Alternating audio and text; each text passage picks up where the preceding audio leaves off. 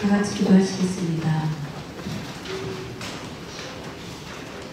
처음과 나중까지 변함없으신 우리 사랑의 하나님 아버지 감사와 찬양과 영광을 올려드립니다. 저희들 거룩하고 복된 주의 날을 귀하게 여기고 기쁜 마음으로 이 자리에 달려나온 우리 모든 성도들 드리는 예배를 하나님 기뻐 받아 주시옵소서. 예배드리는 시간마다 우리의 심령이 뜨거워지게 하여 주시고 은혜가 넘치는 시간이 되게 하여 주시옵소서. 또 저희를 위해서 주시는 그 말씀을 듣고자 합니다. 말씀으로 우리가 뜨거워지게 하시고 은혜와 또 감동으로 우리의 마음이 변화되어 새롭게 되는 시간 되게 하여 주시옵소서. 모든 말씀 예수님의 이름으로 기도드립니다. 아멘. 할렐루야. 오늘 말씀의 제목은 부끄러움을 당하지 아니하리라 라는 제목으로 말씀을 전하고자 합니다. 오늘 먼저 너무나 우리 찬양이 좋았습니다. 가정의 날 5월에 어울리는 그런 찬양이 너무 좋았습니다.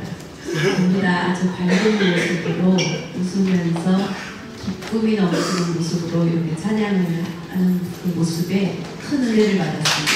모두 한번 박수.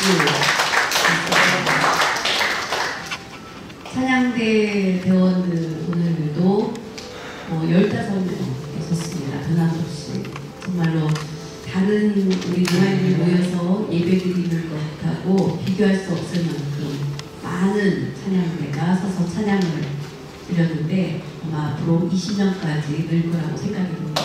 물론 우리 본당은 1부부터 5부까지 하는데 한 찬양대가 600에서 800명입니다. 비교할 수는 없겠지만 우리 농아인들 모이는 예배에서 20명이면 전국에서 아주 큰 찬양대라고 말할 수 있습니다. 위에서 저는 기도하고 있습니다. 여러분도 찬양으로 많이 봉사하시기 바랍니다. 부끄러움을 당하지 아니하리라. 먼저 부끄러움, 그것은 수치심과 같은 의미로 생각하시면 됩니다. 옛날에 우리나라 문화를 보면 이렇게 부끄러워하는 그런 문화가 조금 많았었습니다. 제가 아직도 기억하고 있는 것은 제가 20대 때 프로야구가 처음 시작됐습니다. 그때가 우리나라의 프로야구가 시작된 때가 언제였는지 혹시 기억하십니까? 1980년 그때 시작을 하고 나서 80년대 프로야구가 처음 시작됐을 때 많은 사람들이 기뻐하면서 그 프로야구 하는 중에 이제 그 중계 카메라가 관중석에 이렇게 비칠 때 자기 얼굴이 나오면 전부 다 얼굴을 가렸었던 기억이 있습니다. 내 얼굴이 큰 화면에 비춰지면 얼른 얼굴을 가리는, 부끄러워하면서 막 가렸었습니다. 이제 세월이 흘러서 요즘 어떻습니까? 2023년 모니터에 내가 나오면 내가 나왔다고 오히려 막 손짓하고 하는 것으로 바뀌어졌습니다. 맞죠? 이제는 그런 부끄러워하는 것들이 많이 없어졌고 40년 전과 지금의 환경은 많이 달라진 것을 볼 수 있습니다. 그런 면에서도 변화가 있는 것을 보게 됩니다. 이런 변화들이 생긴 것, 참 신기하게도 성경 말씀을 보면 복음이 들어오면 많은 변화시키는 그 능력이 복음 안에 있는 것을 보게 됩니다. 예를 들면 우리나라 조선시대 여자분들은 어떤 삶을 살았습니까? 억눌린 삶을 살았습니다. 남존여비 사상으로 인해서 남자와 여자와 같은 밥상에서 밥도 먹지 못했었습니다. 남자들이 다 먹고 난 다음에 남은 것들을 여자들이 먹었을 뿐만 아니라 교육의 혜택을 그나마 받을 수 있는 양반가에서는 그래도 여자들이 교육을 받았었습니다. 그런데 일반 평민 여자들은 교육의 혜택도 받지 못한 그런 차별이 굉장히 심했었습니다. 그래서 양반 계층은 교육을 받았고 평민이나 천민 계층은 교육의 혜택도 받지 못한 그런 큰 차별이 있었고, 그리고 그 옛날에는 노마인들, 장애인들이 이렇게 앞서서 나서서 생활하지 못했습니다. 그런데 지금은 어떻습니까? 많이 달라졌습니다. 오히려 자존심까지 느끼면서 살 수 있게 된 것은 바로 복음으로 인한 변화입니다. 복음으로 인해서 이런 변화들이 생기게 되었습니다. 2000년이 시작해서 이제 중국은 어떻습니까? 요즘은 아주 부유한 국가가 됐습니다. 그런데 옛날에는 2000년 시작되기 전 그 무렵에는 굉장히 어려웠었습니다. 그때 중국에서 노마인들이 모여서 집회가 있었습니다. 그래서 8군데 노마인들이, 중국의 노마인들이 장춘이나 뭐 이런 데에 모여서 집회를 해서 제가 강사로 갔던 적이 있었습니다. 그때 모인 노마인들, 한국에서 노마인 목사님이 온다라는 그 소식만으로도 그 당시에 그들은 놀라했었습니다. 그러면서 그 당시 중국은 노마인들은 굉장히 부끄럽게 숨어서 살아야 됐고, 그리고 대부분 직업을 구할 수 없었기 때문에 소매치기로 먹고 사는 노마인들이 굉장히 많았었습니다. 그래서 어떤 조직은 200명의 노마인들을 조직해서 소매치기를 해서 먹고 사는 그런 얘기를 들었고, 또 그 사회에서 차별을 그런 식으로 해소하면서 살고 있었던 환경에서 노마인 목사님이 온다는 것이 굉장히 그는 놀라했었고, 그리고 복음을 받아들이고 변화된 모습을 봤던 기억이 있습니다. 그 당시 제가 중국 갔을 때 노마인들은 부끄러운 가운데 살았고, 그래서 악을 행하면서 살았던 모습을 보았던 것을 제가 잊지 못합니다. 지금은 중국이 많이 경제적으로 발전해서 많이 변화가 어느 정도 있는지 요즘은 모르겠는데, 그 당시는 그런 상황이었습니다. 그런데 복음이 들어가면 중국의 그 조직으로 모여서 나쁜 짓을 했던 그 노마인들이 복음으로 변화된 것을 보았습니다. 바로 부끄러움에서 바뀔 수 있는 능력이 있는 것, 그것은 복음인 것을 보게 됩니다. TV나 아니면 뭐 뉴스나 이런 데를 통해서 또 여러분이 보셨을 수도 있는데, 충청남도 부여에 살고 있는 외국인 여성이 있는데 필리핀에서 이주해 온 사람입니다. 한국 남자하고 이제 결혼을 하기 위해서 이제 한국으로 오려고 했는데, 먼저 필리핀에서 이제 결혼을 다 마치고 한국 남자는 먼저 들어오고 나중에 이제 서류 수속을 다 해서 이제 데리고 오려고 그렇게 준비한 과정에 한국 사람은 이제 농사를 짓는 사람이었습니다.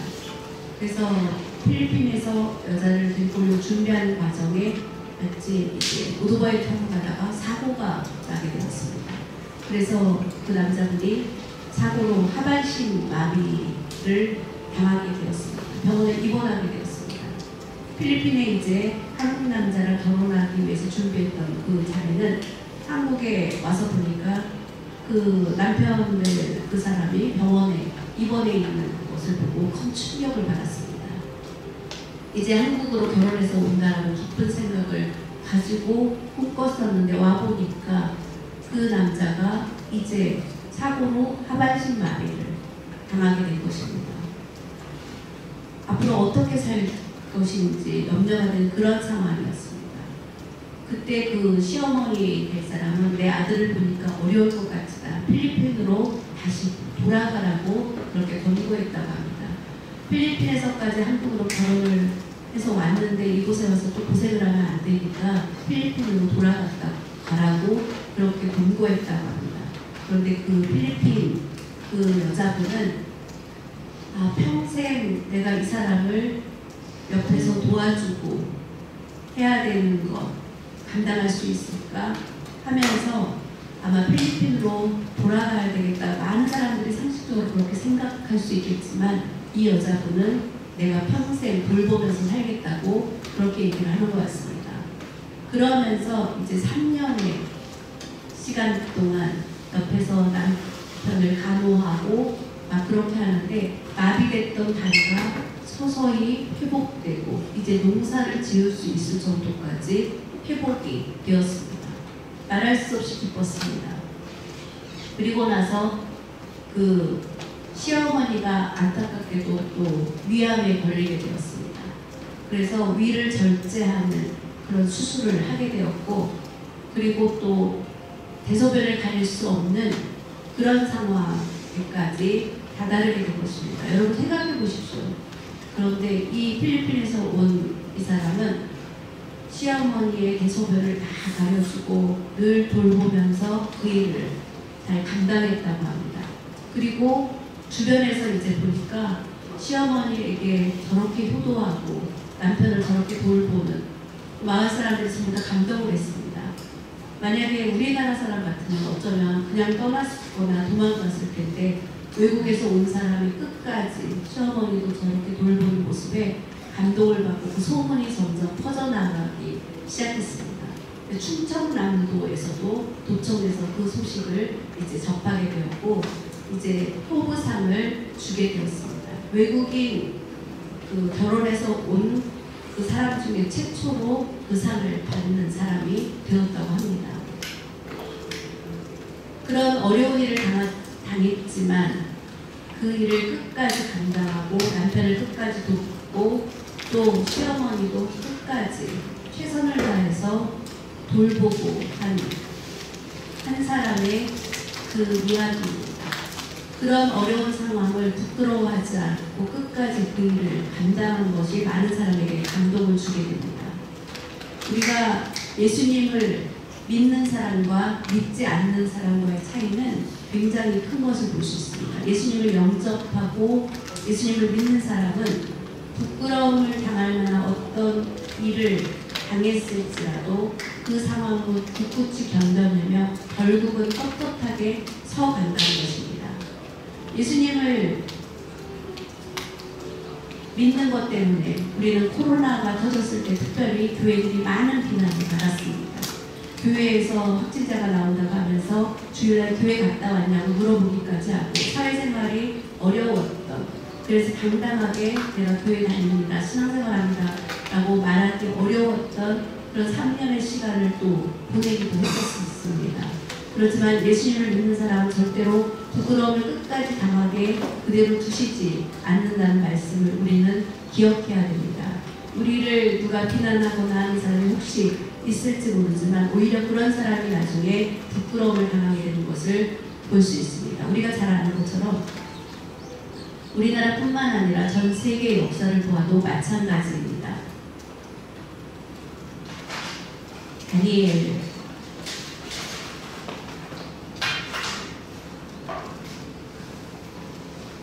다니엘을 보면 조금 더 어떤 일에 대해서 부끄럽게 생각하지 않은 사람인 것을 볼 수 있습니다. 이스라엘의 위대한 예언자였고 그가 젊었을 때 나라가 바벨론의 힘있는 나라에 의해서 멸망하게 되었고 포로로 잡혀가서 70년의 포로의 고난의 시간을 지냈던 그 시대에 다니엘은 그 포로로 잡혀가는 그 순간에도 부끄럽게 생각하지 않았습니다. 내가 하나님이 나와 함께함으로 인해서 분명히 언젠가는 바벨론으로부터 분명히 해방될 날이 올 것이다라는 소망을 가지고 하나님의 말씀을 지키기에 힘쓰면서 살았던 사람입니다. 바벨론 시대 때 왕의 그 다니엘과 세 친구는 왕의 그 법을 보면 예를 들면 포로들 중에서 똑똑하고 이런 사람들 뽑아서 이제 인재를 양성하는 가운데 다니엘과 그 세 친구가 뽑히게 되었습니다. 그리고 그때부터 그곳에서 인재로서 양성을 받게 됩니다. 바벨론의 문화를 보면 우상에게 제사를 드리고 남은 음식을 다 나누어서 먹는 아직 제사 드리지 않은 것은 먹지 않고 제사를 드리고 난 다음에 음식을 나누어서 먹는 그런 관습이 있었습니다. 다니엘은 포로로 잡혀갔습니다. 포로이기 때문에 자유가 없었습니다. 오히려 거기서 나를 택해 준 것에 대해서 고맙게 생각하였고, 그리고 그 나라 법을 따라야 되는 처지였지만 그는 그렇게 하지 않았습니다. 우상을 섬기고 거기에 바쳤던 그 음식을 먹지 않겠다고 했습니다. 자신의 생각을 분명히 나타낸 것입니다.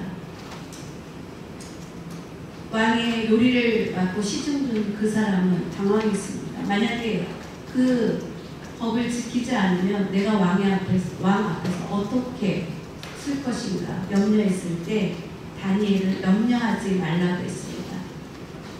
우리들에게 유대인들, 그 택함받은 그 사람들에게 음식을 주는 것과 제사로 드렸던 남은 음식을 주는 것, 우리들에게 야채만 먹여주고 10일 동안 한번 시험을 해보라고 했습니다. 그리고 나서 그 결과를 보고 만약에 우리가 더 낫게 된다면 그 다음에 왕에게 보고를 하든지 알아서 하라고 했습니다. 10일 동안 그렇게 하자는 제안을 받아들였습니다. 그리고 다니엘에게는 야채만 먹였습니다. 그리고 나머지 우상을 섬겼던, 제단을 바쳤던 음식을 남 사람에게 주었습니다. 10일이 되었습니다. 어떻게 되었을까요? 다니엘의 얼굴은 반짝반짝 윤이 나고 아주 좋았습니다.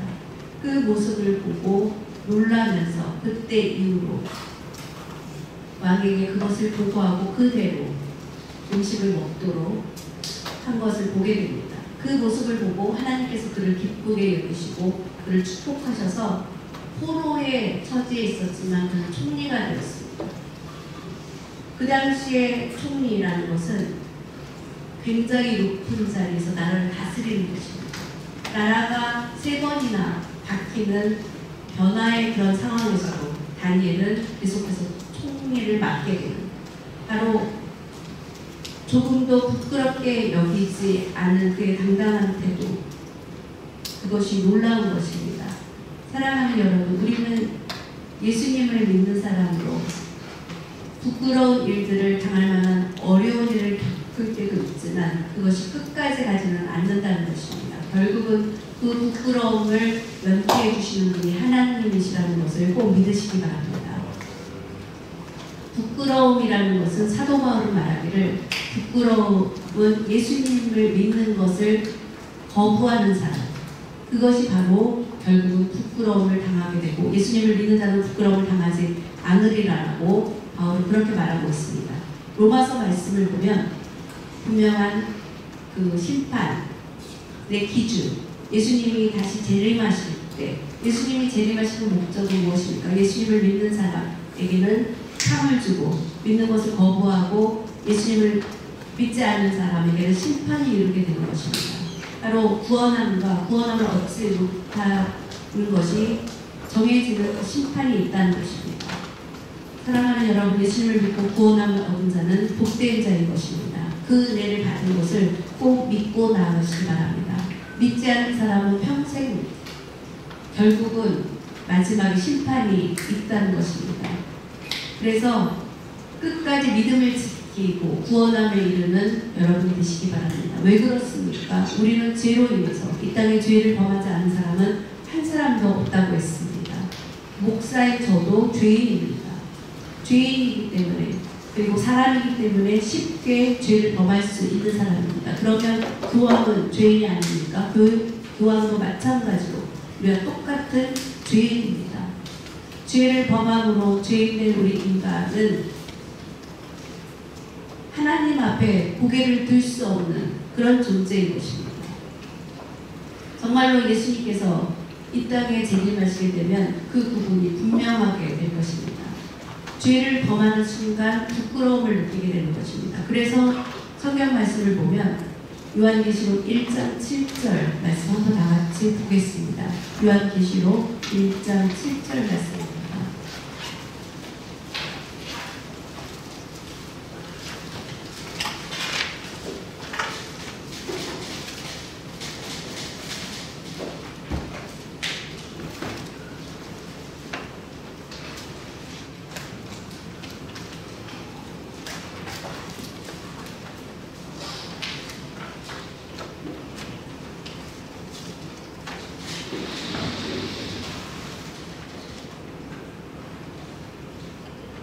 볼지어다 그가 구름을 타고 오시리라.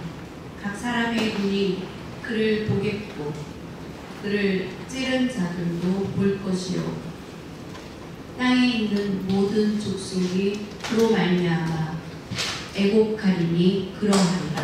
아멘. 분명히 말씀해주고 있습니다.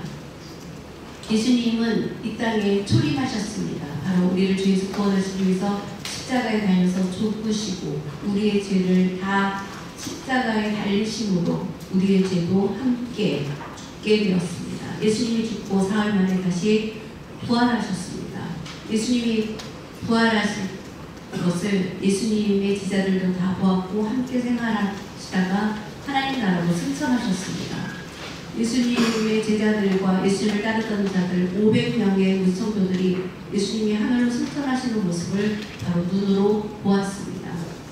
그때 그들은 깜짝 놀라서 보고 있을 때 천사가 와서 무엇을 보고 있느냐, 지금 너희들이 본 것처럼 다시 이 땅에 오시리라. 그 모습으로 오시리라. 그리고 가서 기도하라고 했을 때 그들이 모여서 기도했습니다. 그리고 성령이 그들 가운데 임하게 되었고 그들은 담대하게 복음을 전하게 되었고 그러면서 교회들이 세워지게 되었습니다. 전 세계까지 복음이 전파되었습니다. 그리고 이제 재림하신 예수님을 전하면서 열심히 복음을 전했던 것을 보게 됩니다. 그러면서 우리 대한민국에도 복음이 전파되었습니다. 복음이 전파되기 전에는 여자들도 마음대로 사회생활 하지 못했고 또 노비라는 것이 있었고 그런 어려운 때였습니다. 그런데 복음이 들어옴으로 인해서 이제 여자분들도 또 장애인들도 모두 다 당당하게 사회에 나올 수 있게 되었습니다. 가난한 자도 이런 차별이 없어지게 되었습니다. 복음은 유대인이나 헬라인이나 차별이 없다고 했습니다. 차별. 어쩌면 차별은 우리의 전통적인 유교 문화가 특별히 조금 심했던 것 같습니다. 그런데 기독교는 차별이 없습니다. 미모를 보고 뽑습니까? 그렇지 않습니다. 생김새는 중요하지 않습니다. 하나님은 예수님을 믿기만 하면 하나님의 자녀로 불러주십니다. 하나님의 자녀가 된다는 것은 말할 수 없는 큰 기쁨인 것입니다. 복음에는 차별이 없다는 것입니다. 그래서 복된 소식입니다. 복음은 예수님을 믿고 구원함을 얻은 자는 하나님의 큰 축복을 받을 자가 되는 것입니다. 그래서 믿는 국가들 보면은 대부분 다 복지국가가 되어 있는 것을 볼 수 있습니다. 믿음을 거부한 국가는 다 후진국인 것을 우리가 전 세계를 보면 볼 수 있습니다.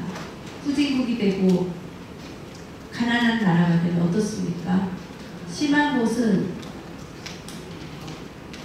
아이들을 납치하고 자녀들을 파는 인신매매도 있는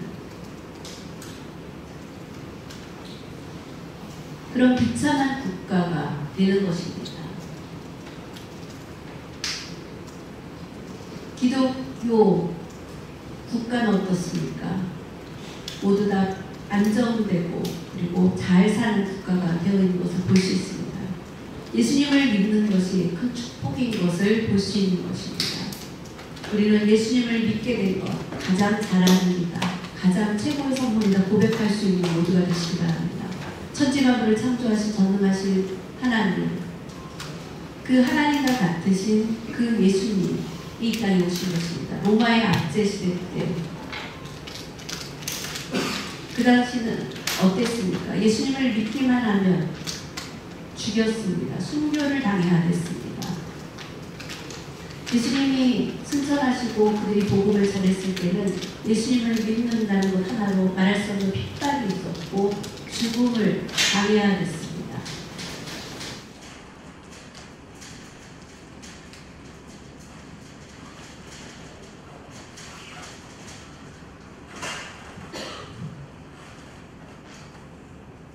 바울이 복음을 전했을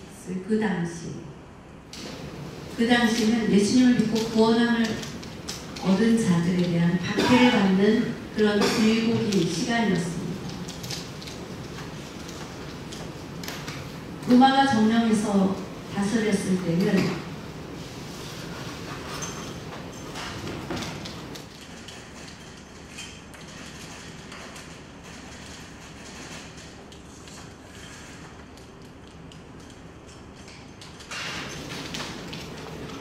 큐리오스 카이사스는 로마의 왕 위에 있는, 지금 말로 하면 우리가 카이사스로 발음하기도 하는데, 큐리오스라는 것, 그것은 로마의 왕 하면 바로 그를 주로 섬기는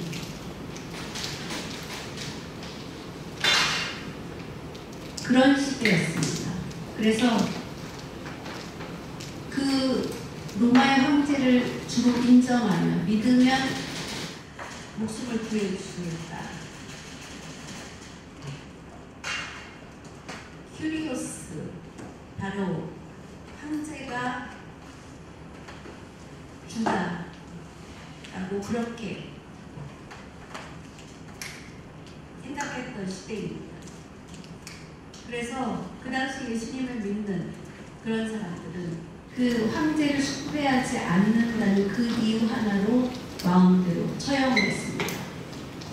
그래서 그 당시에는 순교자가 굉장히 많이 나왔습니다.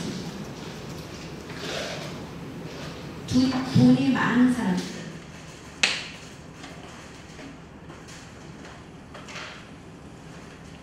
카타콤이라는 그 지하에 숨어서 사람들이 피신해서 예수님을 믿는다는 것 때문에 죽음을 연기 위해서 숨어서 지냈던 그 카타콤에서 나의 죽음은 오직 예수 그리스도 한 분뿐이다 라는 그 믿음을 지키기 위해서, 왜냐하면 이 다음에 이제 하나님 나라 가면 부끄럽지 않게 예수님을 만날 수 있다라는 그 소망이 있었기 때문에 죽음에 대해서도 두려워하지 않고 끝까지 위대한 믿음을 지켰던 사람들이 지냈던 곳이 카타콤이었습니다. 그 당시는 예수님의 이름을 그들은 부끄럽게 여기지 않았습니다. 주님은 말씀하셨습니다. 나를 부끄럽게 여기는 자, 나도 너를 부끄럽게 여기겠다고 했습니다.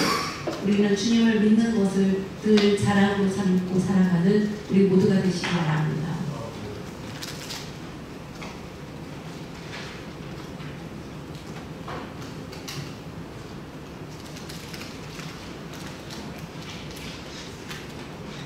예수님의 이름을 부르는 자는 구원함을 얻으리라.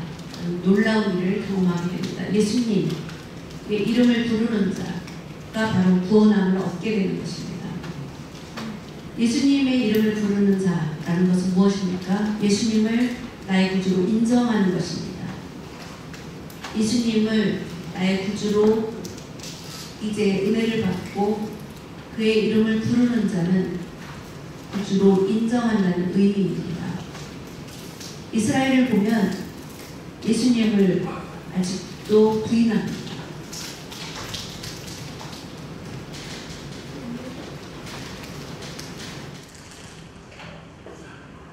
유대교는 바로 모세의 율법만 귀하게 여깁니다. 예수님은 인정하지 않습니다. 모세의 율법이 훨씬 더 우위에 있다라고 생각하고, 아직 메시아는 오지 않았다고 생각하고, 예수 그리스도가 아니라고 생각합니다. 다윗의 시대처럼 다시 그렇게 건설할 수 있는 왕이 그들이 기다리는 메시아라고 생각합니다.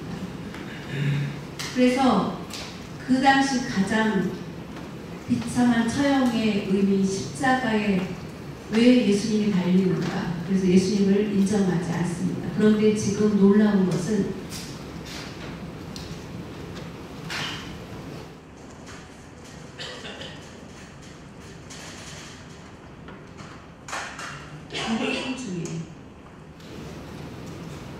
유대인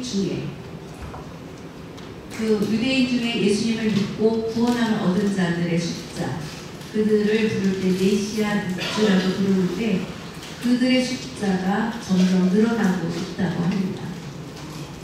사도 바울의 시대에서부터 지금까지 그들 유대인 가운데 예수님을 믿는 자의 숫자는 지극히 적었지만 지금은 그 숫자가 늘어서 4만 명이 된다고 합니다.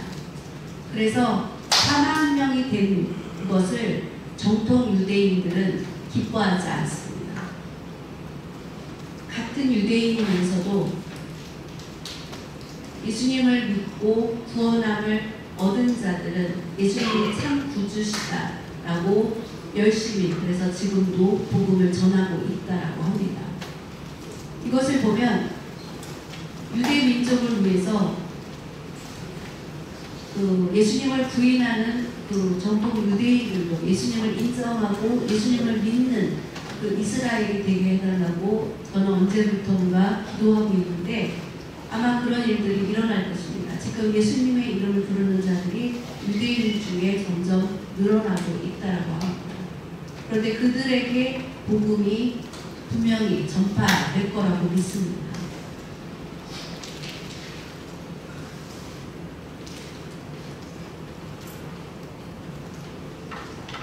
예수님의 이름을 부르는 자는 구원함을 얻으리라. 로마서 10장 13절에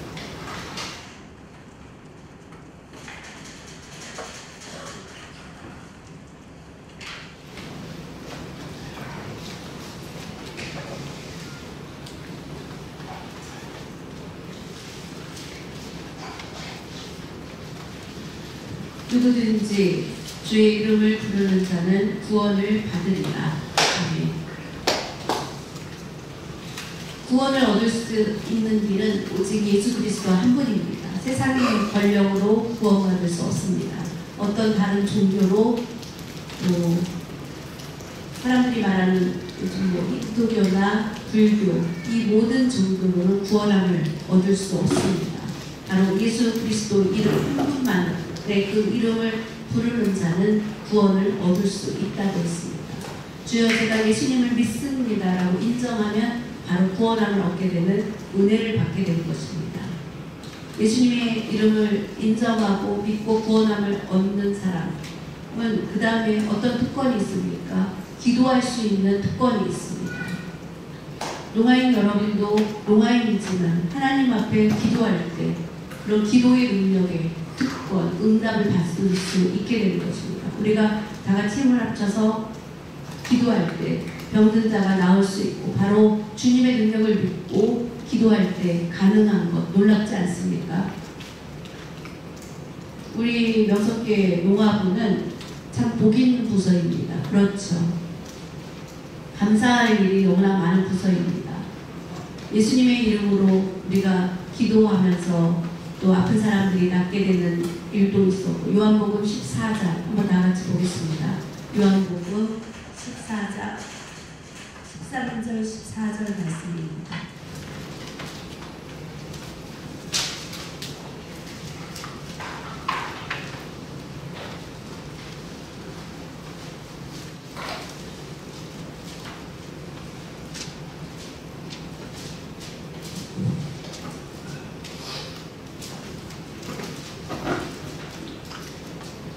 너희가 내 이름으로 누구 이름입니까? 바로 예수님의 이름으로 무엇을 구하든지 내가 행하리니 이는 아버지로 하여금 아들로 말미암아 영광을 받으시게 하려 함이라.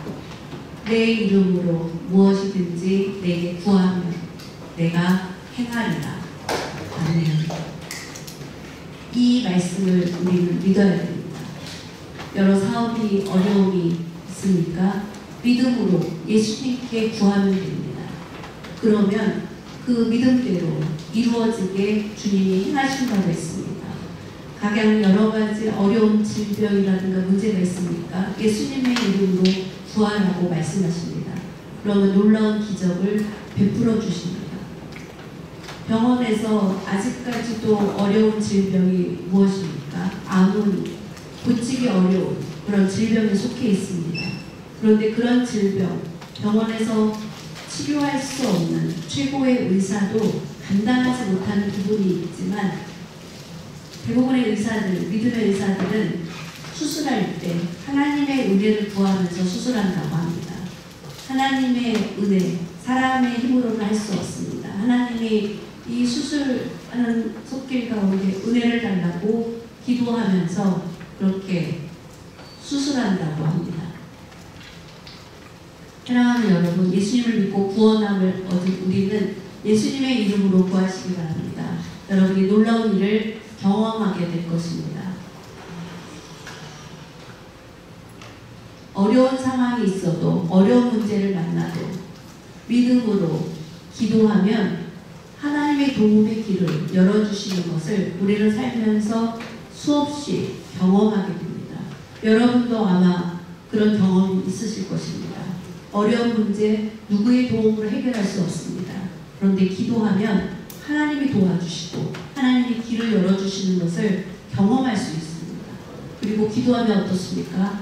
마음이 가벼워지고 평안이 있게 되고 기쁨이 있게 됩니다. 기도하지 않으면 염려하게 되고 불안하게 되고 뭔가 짐이 힘들게 느껴집니다. 그런데 기도하고 나면 어떻습니까? 마음이 가벼워지게 되고 마음에 기쁨이 있게 됩니다. 그러면 하나님의 응답해 주시나 보다 라고 믿고 기다리면 해결함을 얻는 기쁨을 누리게 됩니다.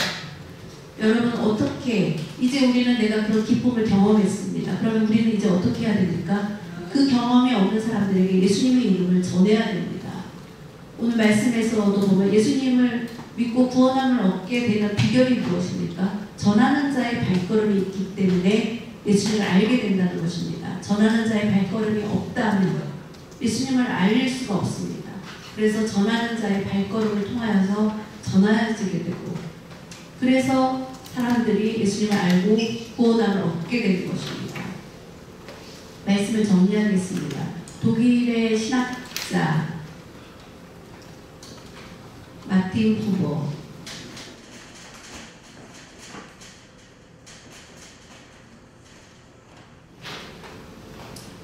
는 독일의 신학자입니다. 그분은 나와 너라는 책을 저술한 분으로도 유명하기도 한데, 그분은 유대의 랍비를 만나서 이제 대화를 하게 되었습니다. 그가 대화를 한 내용 가운데 보면 그대의 랍비가 하나님을 믿으십니까? 라고 부버에게 물어봤습니다. 부버는 그 질문을 받고, 마틴 부버는 독일의 신학자입니다. 신학 박사입니다. 위대한 사람입니다. 하나님에 대해서 연구하고 믿는 사람입니다. 그런데 유대의 랍비가 당신은 하나님을 믿습니까? 라고 물었을 때 그 질문 앞에 빨리 답하지 못했습니다. 좀 기다리고 다시 두 번째 랍비가 물어봤습니다. 당신은 하나님을 믿습니까? 두 번째 다시 질문했습니다. 빨리 대답하면 좋을 텐데 빨리 대답이 나오지 않았습니다. 아주 훌륭한 분입니다. 똑똑한 분입니다. 그런데 빨리 대답하지 못했습니다. 지금까지 말씀을 연구하고 가르치고 책도 저술하고 그런 내가 왜 그 질문에 빨리 대답하지 못하고 당황했을까? 그때 유대 랍비는 당신은 하나님을 믿습니까? 다시 물었습니다.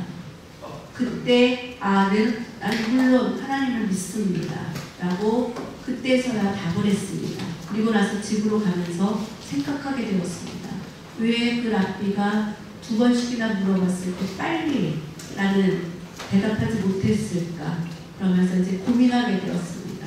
그리고 내가 지금까지 신학을 가르치고 그렇게 했지만 하나님을 그렇게 가르치고 그렇게 전했지만 하나님을 내가 직접 예수님을 직접 만난 체험이 없었구나 라는 것을 깨닫고 다시 한번 그는 예수님에 대해서 깨닫고 나서 온전히 예수님을 인정하고 영접하게 되었고 주로 인정하게 되었다라고 그는 고백했습니다.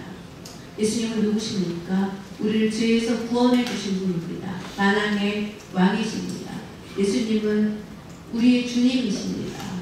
그렇게 고백할 때 구원함을 얻게 되는 기쁨을 체험하게 됩니다. 그런 모두가 되시기 바랍니다. 기도하겠습니다. 사랑의 하나님 아버지, 주님 주시는 말씀으로 예수님을 만나는 기쁨을 체험하게 되면 우리는 그러한 자는 부끄러움을 당하지 않는다고 해서 그 말씀을 믿고 세상 가운데서 믿음으로 혹시 믿는 것 때문에 비난을 당할 때 있을지라도 나는 예수님을 믿는 사람입니다 라고 당당하게 전하면서 살아가는 우리가 되게 하여 주시옵소서. 그래서 주님 앞에 부끄럽지 않은, 그래서 하나님께 영광을 올려드리는 그리스도인들이 다 되게 하여 주시옵소서. 하나님 감사드립니다. 이제 믿음은 삶에서도 승리할 수 있는 능력이 있습니다. 그것을 분명히 믿고 믿음 위에 올바로 설 수 있는 저희가 되게 하여 주시옵소서. 모든 말씀 예수님의 이름으로 기도드립니다. 아멘.